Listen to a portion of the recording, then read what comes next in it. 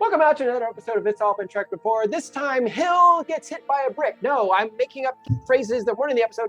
It's Darmok. Darmok on It's All Been Trekked Before. I don't want to mix up the messages, but I'm going to mix some messages. Hey, follow us on Facebook. It's All Been Trekked Before. Spelled just like it sounds. It's All Been Trekked Before. Follow us on Facebook. Interact with us. Tell us what you're digging, what you're not digging, what you're digging, whether it's TNG, whether it's us. Maybe the new stuff, Discovery. You're going to take us 40 years into our future. Follow us there on Facebook. It's All Been Trekked Before. Follow us here. Try to follow this. Us discussing Darmok on It's All Been Trekked Before. Welcome out to another episode of It's All Been Trekked Before. Stephen, Keith, and Jimmy-Jerome at Tanagra. Stephen, Keith, Jimmy, Jerome on the ocean. We are here to talk Darmok. And if you want to say to us, Temba, his arms open, we will tell you more. So first impressions of Darmok. Man, I didn't know what to think about where it was going at first, and they just gave me just a little bit about what was happening, and I was into it pretty soon, or pretty quickly. I think it unfolded in a satisfying way, more so than I think most episodes of this type would. It didn't feel like they rushed it. I mean, it felt like somebody who understood. Not necessarily. They wouldn't necessarily have to have been a linguist. But somebody who understood the way to present puzzles and actually the way you would have to solve something like this. So I thought that it was relatively or reasonably realistic for what they were trying to do and satisfying. So I'm going to be the outlier on this. Oh, I knew it. I didn't realize that until afterwards when I was reading stuff and reading how this is regarded as, one of the greats or whatever, because I did not feel that way. I didn't dislike it. I thought it was fine. I didn't love it. I thought, and it might just be me getting caught up in things like, I felt like overall for me, it took a lot of work for me. And I thought for the writers to get to the situation where it's like, okay, now this is to get to the, we're communicating with these people we've never communicated before. The message got messed up and, he's sacrificing himself and all that kind of stuff. So that for me got in the way of a lot of those elements for me. But I still appreciated it, but I wasn't gaga for it. So I'm going to surprise you probably, and that I actually kind of fall in line with Stephen. I really enjoy the concepts here. I had never seen this episode. And the quotes and things I think are awesome. And those were what I was familiar with. But the execution of the episode of it overall wasn't that special to me. And I was kind of surprised that this is regarded so highly, even though I do think it has some awesome elements that are really cool and should be repeated. It just wasn't enough for the episode overall to raise it up. What do you mean by special? You said it was not that special for you. Like, this episode was a little bit boring and a little bit not iconic to me. Nothing much happened. I mean, a little bit happened, obviously, but it was very slow. It felt like a regular case of the week, nothing that remarkable until you really start thinking about the language stuff. And as a language nerd, I love that so much. But watching the episode, I didn't get that odd enjoyment. It was more just thinking about it afterwards and breaking it down that excite me. And I thought the language stuff was interesting, but it just raised questions with me. We've talked about the universal translator, and I think they talked around that. I can't remember exactly how. And the universal translator wouldn't apply here because it did translate their words into English. Just can't translate a metaphor into a different phrase. Right. It translated the literal words, which was part of what was cool about this.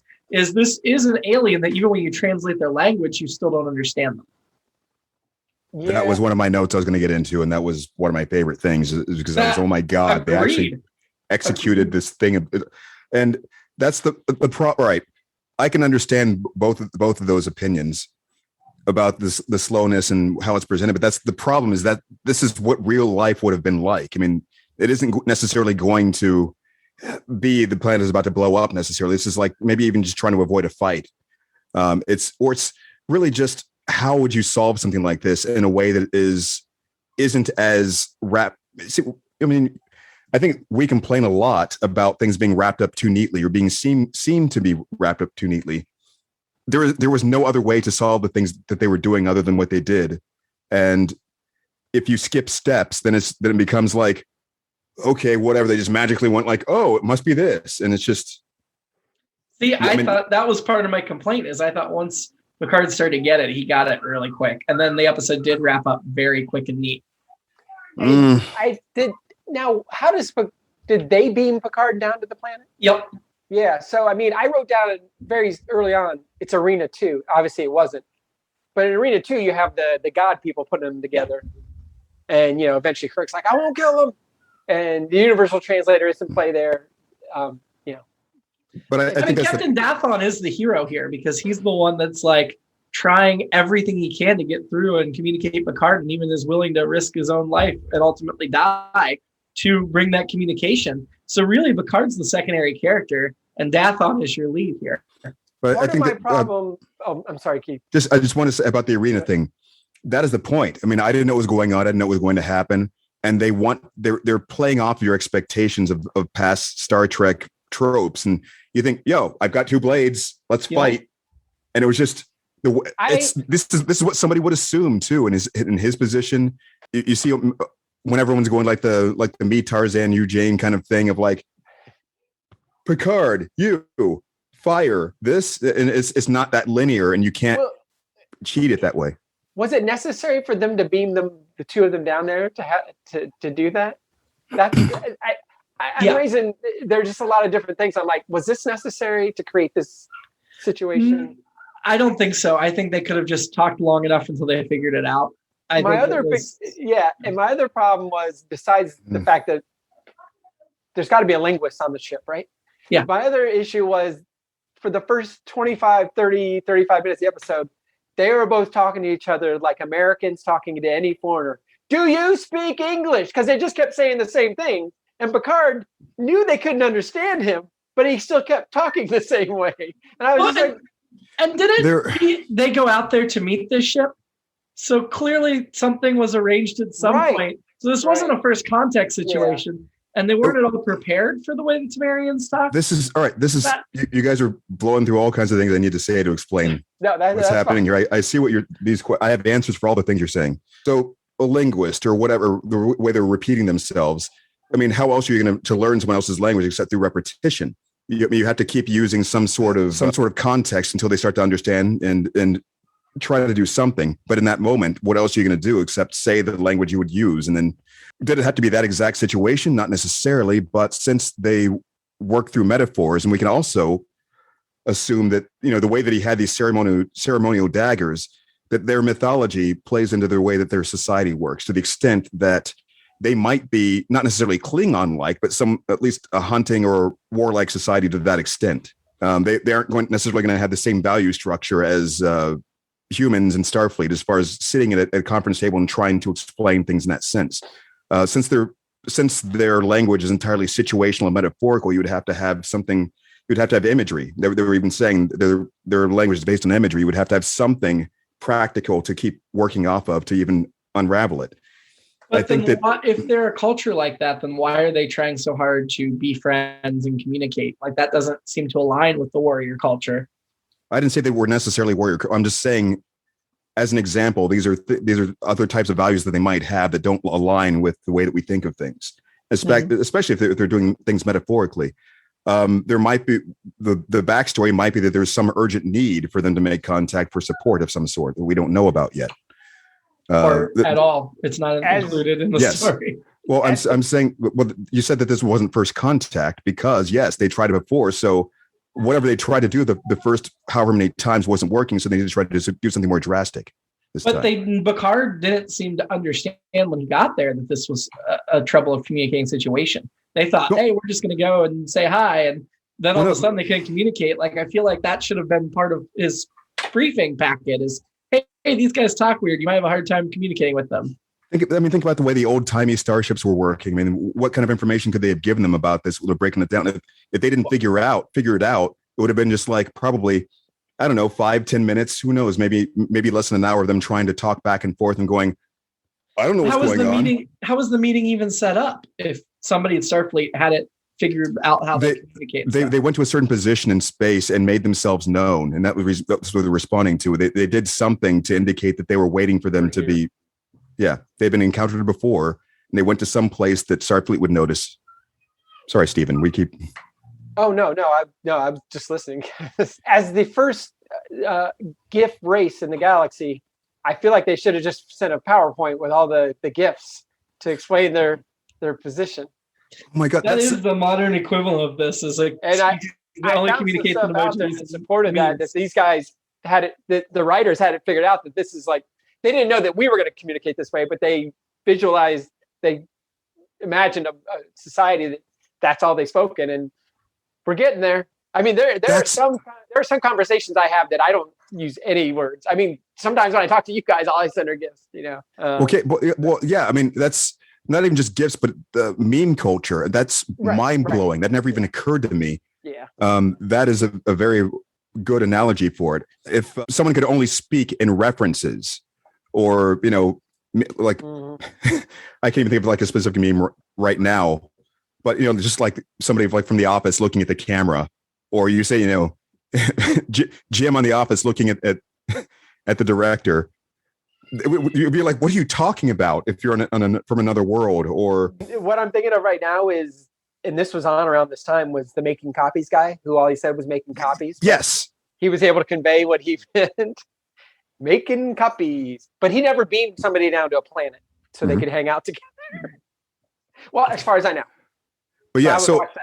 But yeah, specifically, if we take that as an example, you say that you need to obviously be familiar with Rob Schneider's character in the SNL and the sketch, and the way it worked, the way that they introduced it and kept redoing it to a certain point. So that means to you as an American who's seen this, that this is what office culture is like. This is like a guy trying to make conversation awkwardly and people responding in a certain way. But if you just said that to an alien who'd never seen any of it before, like making copies, he'd be like, okay, what does that mean? So interesting. Sorry. All right. So let me just one other thing before we get back into it. I think the reason why I was processing this differently is because once I understood what they were trying to do, I am used to playing games like this all the time. This is what I like to do. And it's like, I need to try to stay ahead of what they're doing.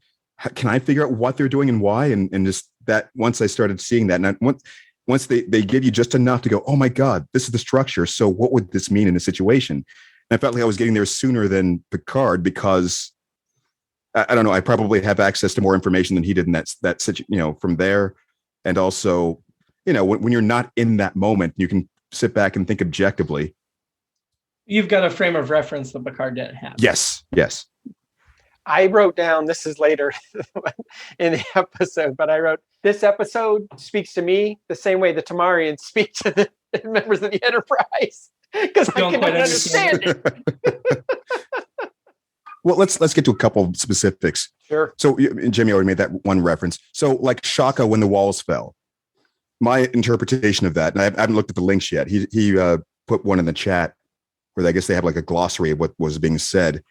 My guess was that it meant it's sort of like our Berlin Wall falling down. If we were to say to the alien, tear down that wall, they'd be like, what are you talking about? Jericho reference, but that makes more sense, Keith, because the Berlin Wall had just fallen right around this time. I think we're in late 91, 92. This episode aired 91. Okay, so the wall just went down. Yeah, the wall had just come down. So that was Bush, wasn't it? For some reason, I thought it was Reagan in my head. The only reason I know it was 91 is because I had a professor in late 90 who said, "Oh, this is going to happen in Europe," and he was right. I was like, "Hey, he told me." So they start the episode, the log. I had to play this. I think I played it like 4 or 5 times. Speaking of bad communication, Picard says the planet is uninhabited, but nearby occupied. But these guys have occupied a space near the planet. I was like, that just seemed weird to me. I'm still not sure I understand it. The universe clearly has I feel like it has a lot of piggy humanoids because there's these guys, the Tellarites, and a lot of other one-offs that we've had that I guess there's only so many ways to show them as alien. Right. Come up with aliens. When you're limited by the 1990s technology, they're getting more different variations nowadays. Yeah, but I think we need more antenna.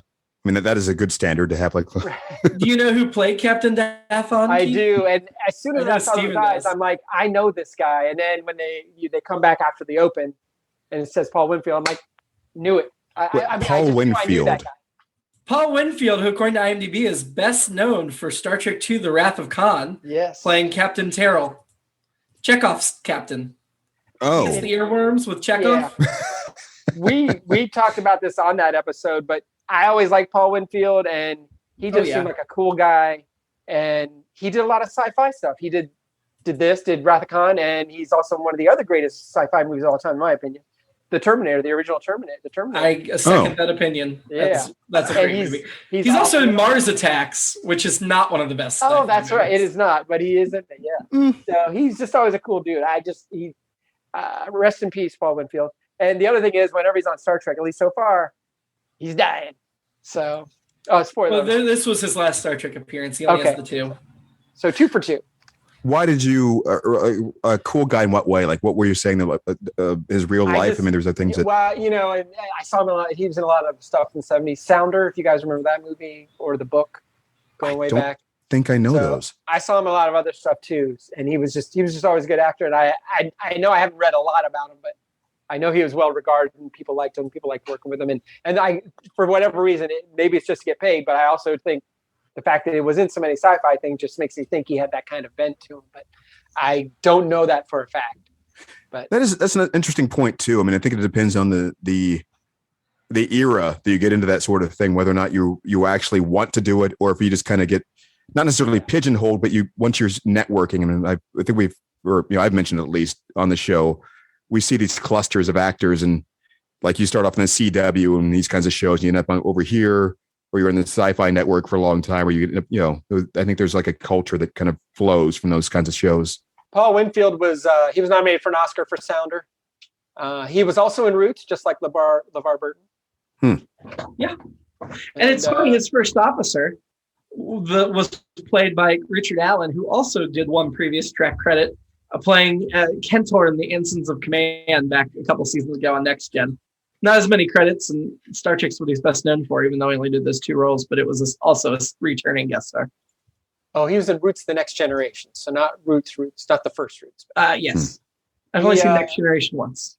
He also, Damnation Alley, a little-known apocalyptic movie in the late 70s. He was in that as well, with George Papard and Jan Michael Vincent.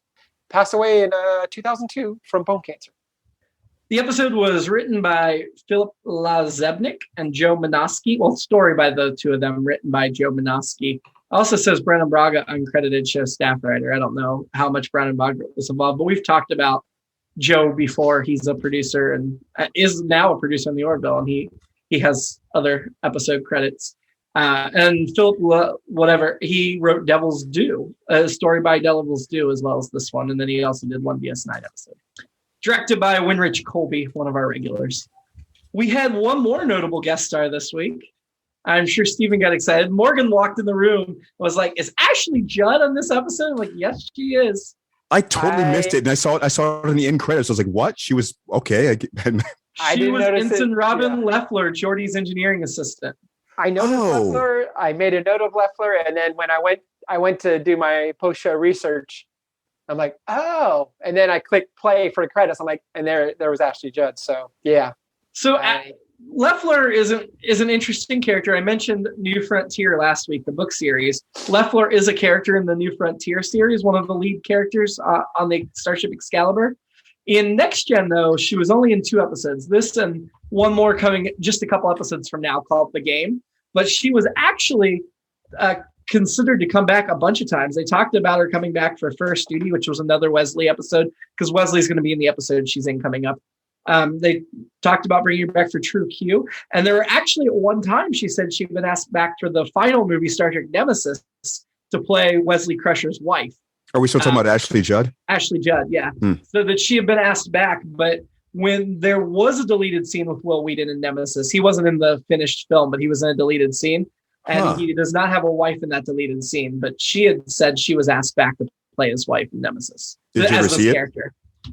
The deleted scene? Yeah. Yes, I have. It's basically just him talking to his mom and Picard. And it's at the wedding in the opening, and he's in dress uniform. So apparently he's back in Starfleet.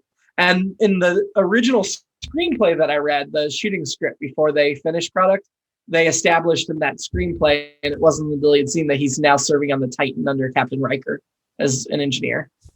So it's not canon that Wesley comes back, but in what they had planned for him was he was basically going to come back and be Riker's engineer. Oh, and then but yeah, Ashley Judd, it's a shame they didn't use her more. I think part of it was scheduling conflict. They wanted to bring her back. Yeah, she got a role in Sisters, and then from there she kind of took off, and then she was doing films suddenly. So she's been in so much. Right now, or recently, she was in Berlin Station with Michelle Forbes, who are about to get to her Star Trek character here real soon, Ensign Rowe. I think, is it next week? I don't know. We'll find that out at the end of the episode. But I think it's actually titled Ensign Rowe, like week. I think it's going to be the next section we do. Yeah, it's either next week or the week after. And then Michelle Forbes plays Ensign Rowe, and she was in Berlin Station with Ashley Judd recently. Ashley Judd was also in the recent Twin Peaks reboot. She was in the show Missing. She's been in so many movies. Like, I love The Lovely. I just love Ashley Judd. So I was very excited to see her, and I wish they'd been able to use her more in the series. So I've got some other positives to list off at some point. But since you mentioned dress uniforms, are probably a good time for the fashion thing. Yeah.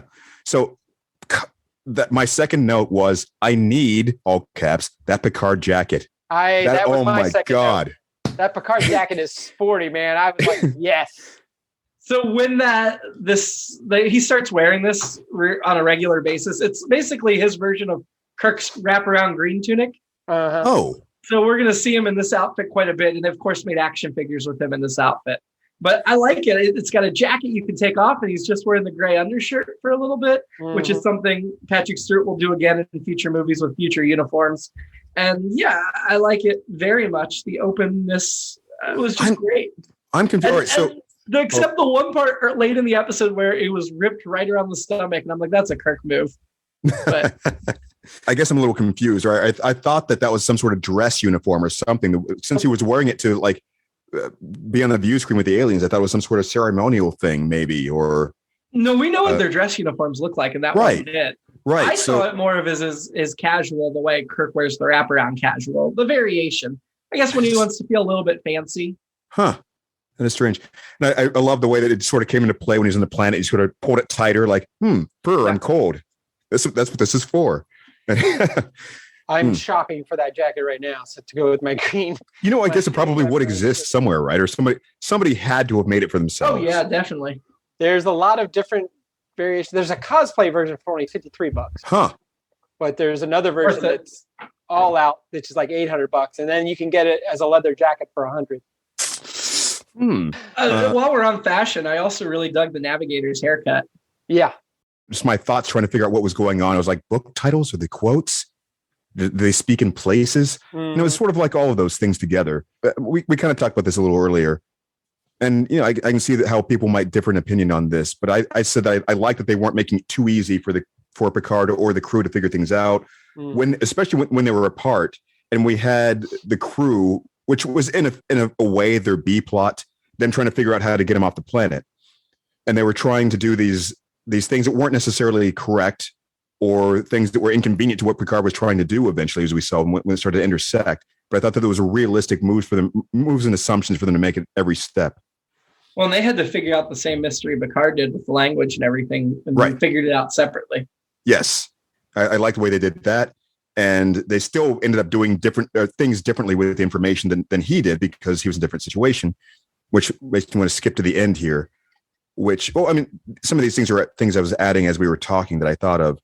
One of which, as we were talking about, Picard being immersed on the planet with this other alien is different than me just sitting here on my couch going, oh yeah, that's what that means. Because he's there for hours. He's cold, hungry, assuming that he has to do battle of some sort, and probably, pressured in a way that's going to keep him from just sitting back and going, well, this must mean that. I'm just going to sit back and wait.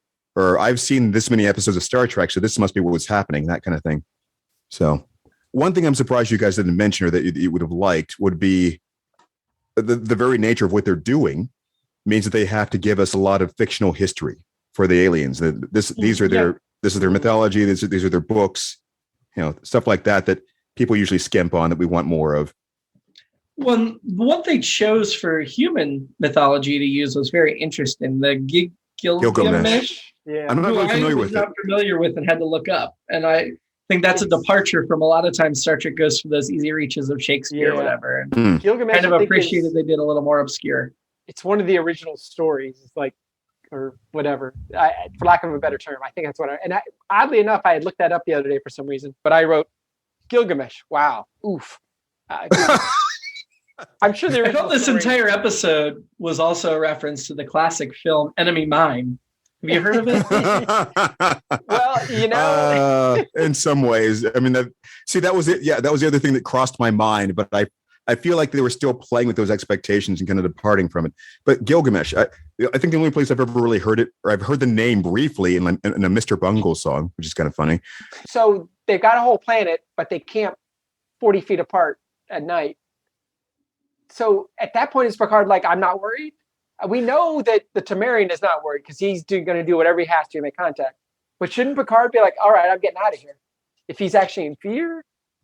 Well, I think they tried to beam him out and they couldn't beam him out. And then I think Picard at this point was like, well, he's not attacking me. He must not be like a huge threat. Yeah, I mean, it looked like he was exercising, I would think, the reasonable amount of caution under the circumstances. It's not like he can go running off on his own to find some other thing. And I think he realized there's already a fire built right here. Either he's going to try to attack him or he's not. And I think when the alien offered the fire as sort of like an olive branch, essentially, he was like, what? I can't just live in fear the entire time I'm here. I might as well just, oh my God, I hate that I just used that expression. Sorry. I think he realized that he's going to have to try to sleep or eat or do whatever at some point. So might as well be now. Yeah. But still, you're going to be like, I'm not going to be like sharing a rock with you. Just let's have a good, comfortable space between us. Nothing threatening. Yeah, I'd have picked up my sleeping bag and walked as far away. And do we ever know what, speaking of which, I'm jumping around now, what's that creature that comes out to attack him? The Beast. Yeah, the Beast. The Beast of Tanagra. But they're not on Tanagra. Yeah. Did we learn anything about it other than it can be invisible? Yeah. It's like a predator. Yeah. So like a the predator, capital P. Right.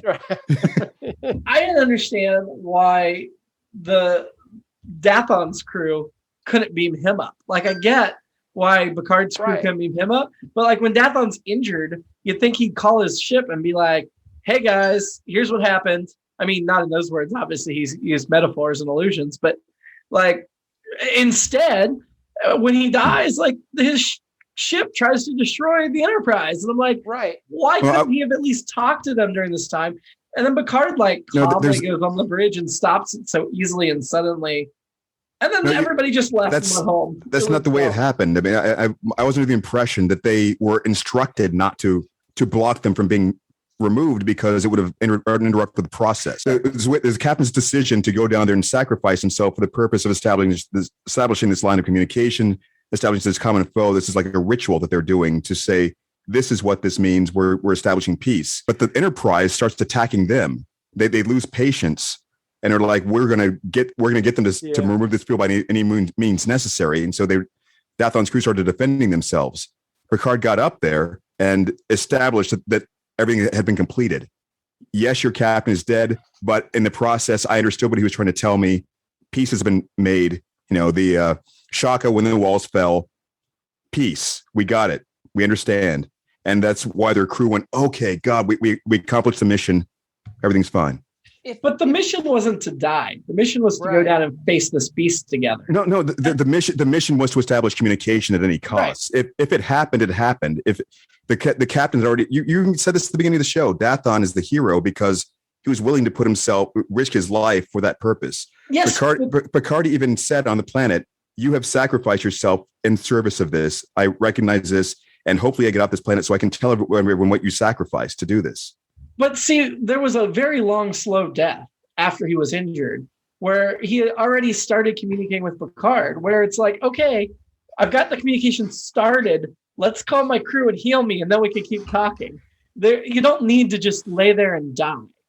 Yeah, that's my issue with the whole episode overall. Is I think they had this premise, which is a great premise, and a lot of the stuff you bring up, Keith. But I think that's a very good have point. this meeting in a conference room? Because if he's like, I'm willing to die for this, why not just beam over and do it in the Enterprise conference room? That way, the Enterprise isn't threatened. Or the holodeck. He's not threatened. He's if they knew about it. He's okay with dying. Let's meet in 10 forward. Right. I will say first of all that, yeah, that's. I still stand by the original explanation that they just don't have that thought process that would allow them to suggest that. But to Jimmy's point about not contacting them, yeah, I don't know. I'd have to watch it again, but that is a very good point as well. It seemed like there should have been some kind of ripcord or something established. I don't know. I wish. Your point about frame of reference and context and what they think versus what we think and the alien way of thinking is a valid one. I just wish if that was the explanation, they explained it a little more instead of making us make those assumptions. Yeah, I mean that's part of what I liked. Again, it's all part of the internal puzzle of the episode, of the idea of if we're not going to tell you this much, you might as well figure out this as well and just kind of put it together. It was like someone was designing it as like a Portal or some other kind of game. When you play enough of those kinds of games, they give you fragments of recordings, and you're supposed to put things together and go, "Oh, this must be why they did these things at these times." I guess that's what I was used to. But yeah, for story, especially this era of storytelling, that is very strange for them to just leave things like that out. I think Jimmy and I got caught up in solving the puzzle of why they did it this way. I think that's what happened to us. It's like, wait, why?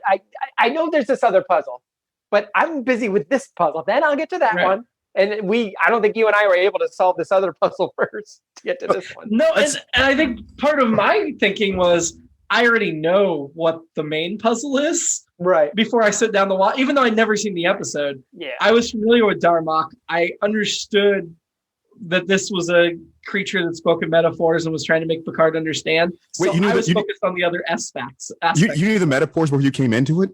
Yeah. Oh, man. Because I already knew all that would... Narmor and Jalad at Tanagra. Like, I knew all that stuff. I had no idea. So I was enthralled with that, I guess. And so... And I think had I not known, maybe I would have reacted like Keith is. And maybe that's why this episode has such a following. But then... obviously, Stephen shows the other side that somebody can be idiosyncratic even without that foreknowledge. I thought you were going to you mean idiotic. I can be that too. I'm not insulting you over it. I agree with you. But yeah. No, so there was something else there. What really puzzles me is why Ashley Judd's in the episode and the episode's not about her. Like, why would you make an episode with Ashley Judd and not make an episode about her? That's the biggest puzzle. Right. So how big was she then? Was it like a walk on, sort of like, I'd like to be part of this, like a Whoopi Goldberg? No, I can just like go. Before she was. Okay. So, well, there you go. She only did 2 episodes. And in this episode, she did a couple, like 2 scenes. She had a few lines. Yeah. TNG is very almost Seinfeldian in its the amount of actors and actresses, I should say, that had bit parts and then went on to become huge, or much bigger, which I guess you could say about any show, really. I'm just saying whether Ashley Judd was big at this point or not, it was pretty obvious she had something special, and they should have honed in on that. It seems similar to the way you would learn a programming language, essentially. I like that there's an internal structure to it that once you understand that, then you start to try to piece other things together. And I liked that moment of what was it? Jimmy said it earlier off screen or off recording for non-Patreon donors. For when he started, he saw the light. The light was he opened his eyes. His eyes were opened. Yeah, something like that. I can't remember the exact quote, and I already closed the page. But yeah. Well, yeah. When Picard's eyes were opened, that moment, I was like, yeah. Right. So I appreciated the way that sort of to fall into place. It would be hilarious, potentially hilarious, to watch it from the other side's point of view, where Picard keeps saying, "I'm not going to fight you. I'm not going to kill you," and they're just like, "Look at this idiot. He thinks I want to fight him. What is with the what is the deal with these people? Yeah, and it's just from the Temerian's point of view. And That's my alternate episode. I want to see the Temerian's point of view. Yeah. God, that would be hilarious. Yeah. To know what exactly they're saying and seeing like them watching subtitles of what Picard is saying and going, what? Well, it's not possible because we don't have their frame of reference, but trying to imagine this episode, watching it from their frame of reference. Yeah, that's even more difficult, but I wish there was some way to get that idea across that they could do we know for certain that they couldn't understand what the humans were saying? I think they understood the humans as well as the humans understood them. So I think they got bits of it. Yeah, we don't know. We don't really know. My assumption was then that he was as smart as Picard. And so as Picard was figuring him out, he was figuring out Picard. I wonder if in recent years in college and in pro football, instead of sending in like weird hand signals for the signals for like, here's what the play we're calling or whatever on defense or whatever, they just put up giant signs that are like foghorn, leghorn, and a 7. And that means something to the players on the field, but not on the other side kind of stuff. And they have different combinations like that. So if the Enterprise had something like that, it could have worked.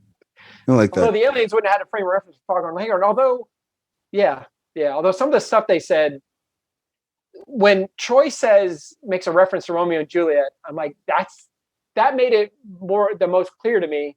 Yeah. But in my mind, it made me think the Temerians knew Romeo and Juliet. I'm sure they have their own version of Romeo and Juliet. Right. They read it in the original Klingon. Star Trek 6 coming up soon. That's exactly the point, though, is they just all have different stories. So does the translator work bidirectionally? I'd assume so. It's universal. So yeah, right. Good. Yeah, because I was wondering if they would even have an opportunity to hear the English equivalent of what we were hearing, essentially, like the exact. Because there was a point. All right, two thoughts here. So one, the way that the other captain was responding to Picard supports the theory that they did not understand humans.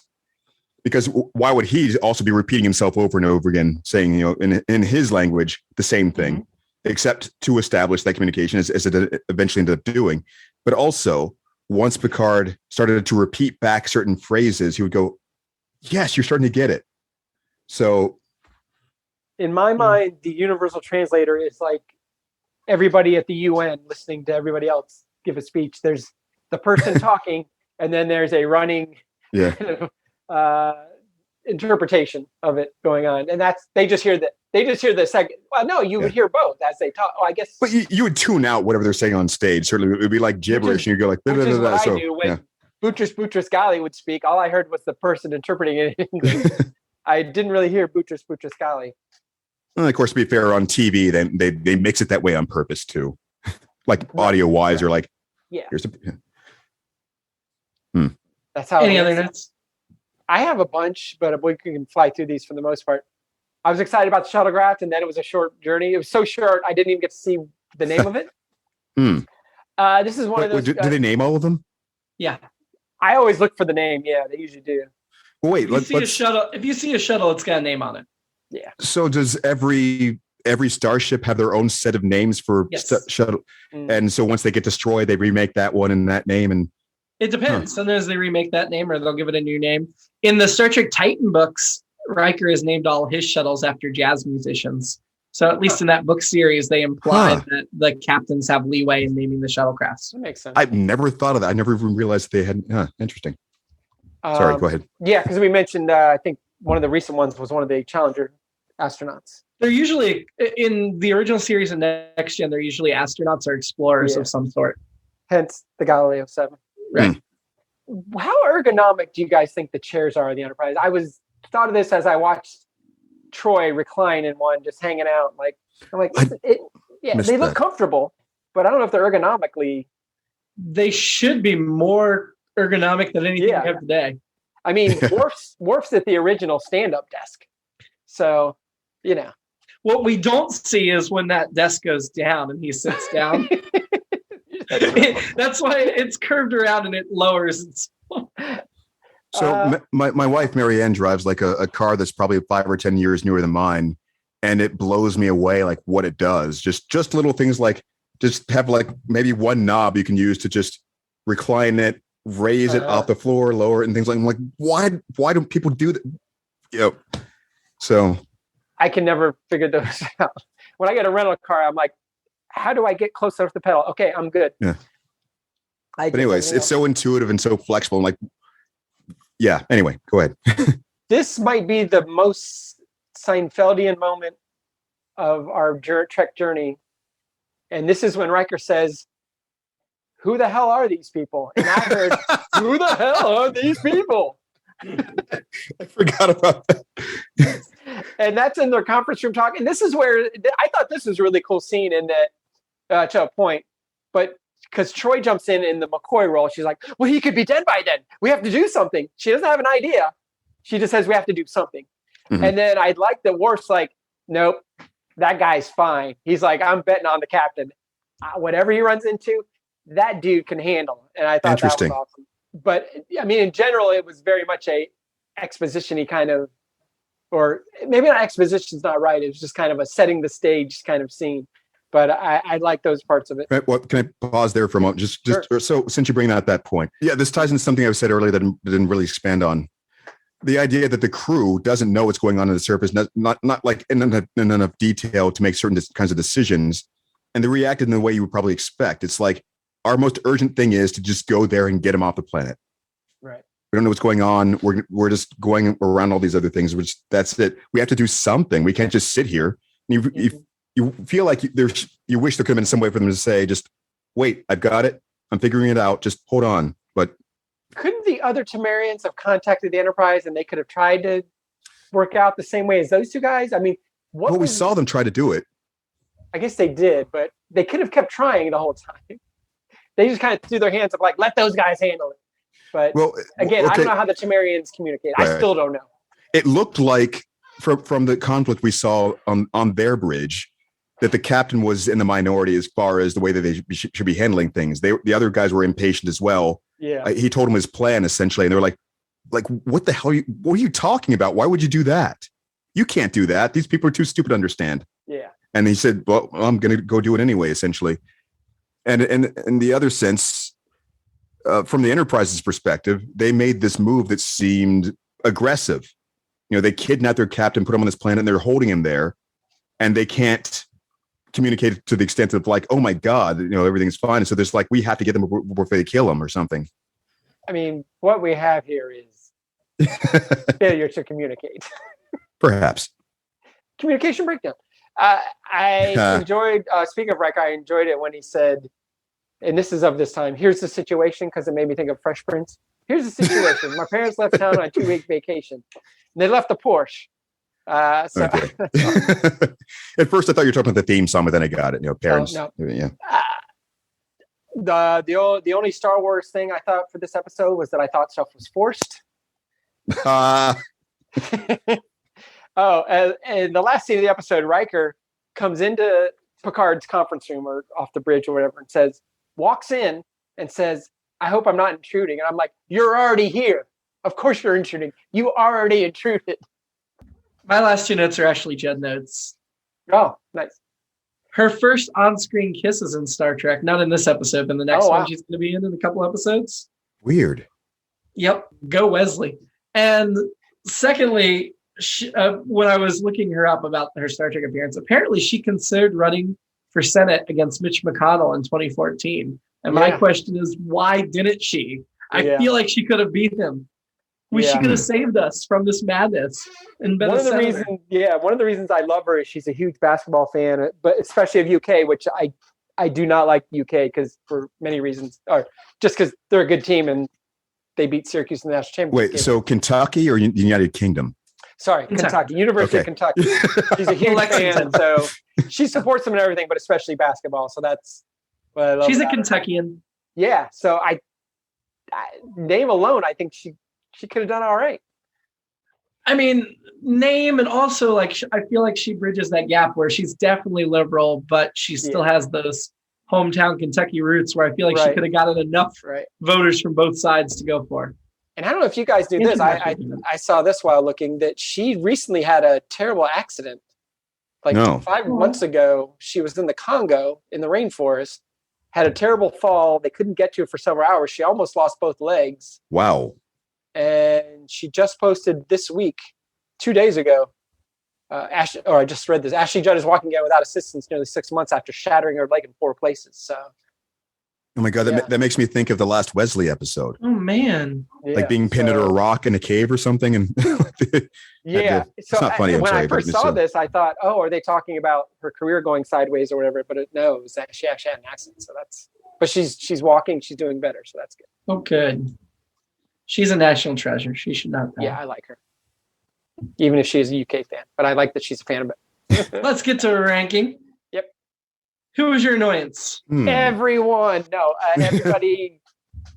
The early part of the episode when everyone was doing you speak any English? Everyone in that part was my annoying part. I mean, I got to go with the Tamarian XO. He was real hothead. That's where I was going to, or Hitler leaning toward. Now I'll say that even though I disagreed in some, probably I guess a lot with your opinion, I understood it once you got going, and I think you guys explained it well, and I can easily see going the other way on it. But yeah, this is I feel like I'm in a comfortable place where I can appreciate why you think that way, and I'm just glad that I was able to enjoy it, and it doesn't ruin my enjoyment that you didn't like it. This is unusual for me. Well, I did not want to ruin your enjoyment, Keith. So no, I mean, in the world of what's that? If it helps, we're the pariahs in the rest of the Star Trek community on this one. Yeah, perhaps. Yeah. Who do you want to have a drink with? Leffler. Yeah, this was a tough one. This was tough because I'd love to have a drink with Paul Winfield too. Yeah. If we're talking actors. Oh, that's still tough because Ashley Judd, I like her so much, and she's into basketball and stuff. Yeah. If having a drink with Paul Winfield meant he could come back to Earth for a day, then it'd be Paul Winfield. You know what? I'm going to go with Paul Winfield. Perfect. He's a cool guy. Everything I've read since in the hour we've been talking. I'm actually at the character of that. Then. Yeah. You know, I'm as I've said several times during this episode, I'm just fascinated with the way things were unfolding, and I kept thinking, could I have figured this out sooner than anyone else under the circumstances? And that would have been a fun way to try to establish more of their language over some kind of conversation. So, and Winfield was really good with that. I'm going to call it gibberish, even though we know it's a language. But maybe this is part of my problem: is there's an improv game, or there's several improv games where you're supposed to speak in gibberish. I am not good at those games at all. Yeah, me I'm either. not good at speaking gibberish. I am good at speaking run-on sentences that's kind of like gibberish, but I'm not good at. So maybe that was part of my problem. I did have my alternate app. Oh, I'm sorry, Keith. Did we get you were going to drink with? Yeah. Well, before you move on, though, I have an anecdote, something I haven't thought about in a long time. Back in college, I actually auditioned for an improv troupe, and was fine up to a certain point, and then the language game is what killed me. Yeah. It's because it's just I think about those things too. First of all, one of them they asked was like French, which I actually knew enough of that it was messing me up. So I can't just like pretend to know and I think like did I get Jamaican is one of them too, and it's just another one of those things that's sort of like yeah. So I can't just force myself to do gibberish or be random enough, on purpose. Yeah, I just struggle with that game. I get in my head about it every time. My other alternate episode, and this is, I don't know if it's either an alternate episode or just more of what I would have preferred, but I think this wasn't in my head as I watched. Well, it did come in my head as I watched this, but it's a cookbook. If you guys know that line. I'm sorry, what was it? It's a cookbook. From Twilight Zone? Twilight Zone, to serve man. Oh, this is serve man. They come to Earth, and that's one where they think they're communicating, and they get what they're talking about. And they were getting the words right, but it was, the linguist finally figures out at the last second, it's a good book. That's an amazing explanation too, or example of what we just witnessed. Yeah, and I think internally, if Dathan was trying to teach them a new way to cook, that would have been a more interesting episode. It's funny because it's a good example because I hadn't seen that episode, but I'd seen references to it, certainly by like The Simpsons, and just heard of it enough times I felt like I had. So I am tempted to choose Paul Winfield, but the fact of the matter is I know trying to communicate with Dathon would drive me absolutely insane. I'm not good with foreign languages. If I can't understand you, I get frustrated easily. Yeah. So I can't. So I have to choose Leffler because of that, even though I would love to have a drink with Paul Winfield as well. If I have to choose a character, I loved him as Leffler. Dathon. Yeah, if I have to choose a character, it's Leffler. Yeah.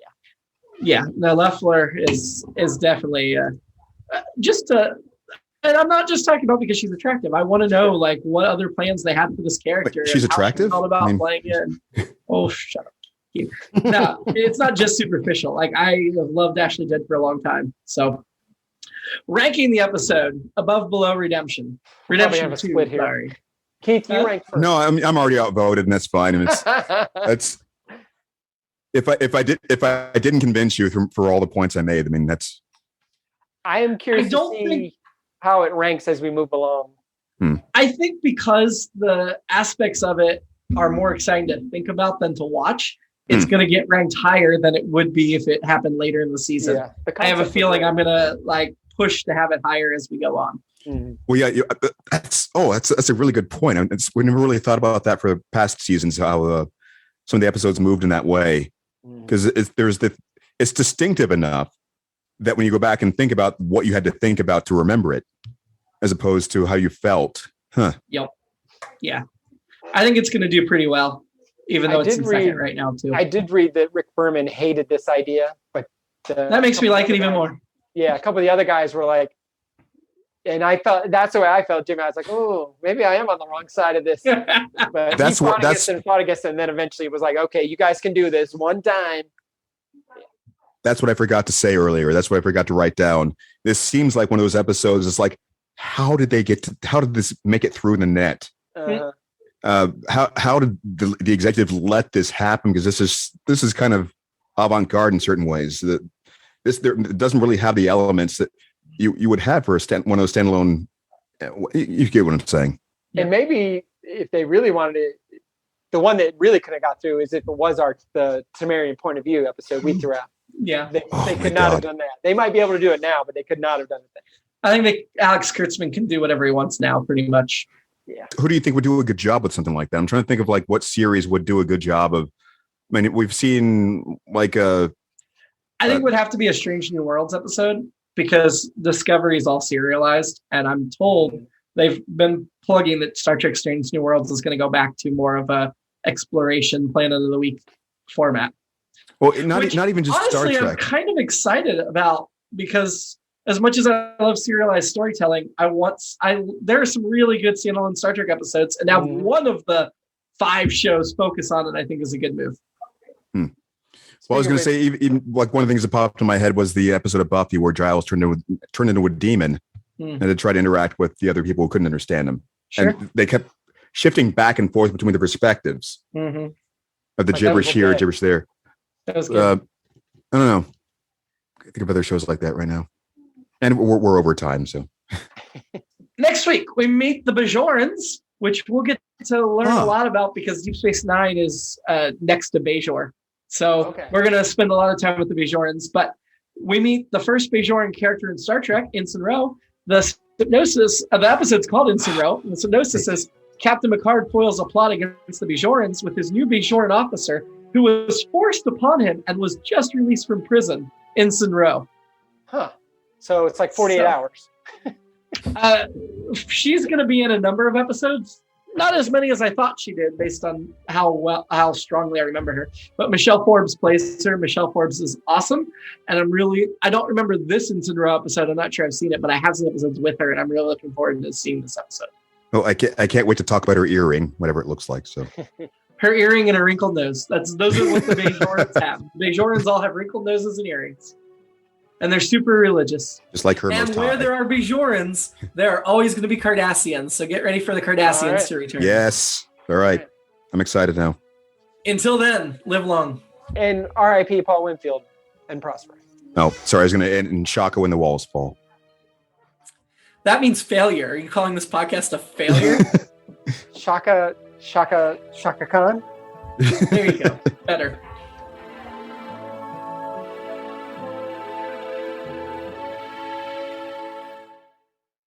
It's All Been Done presents. Who's got the time?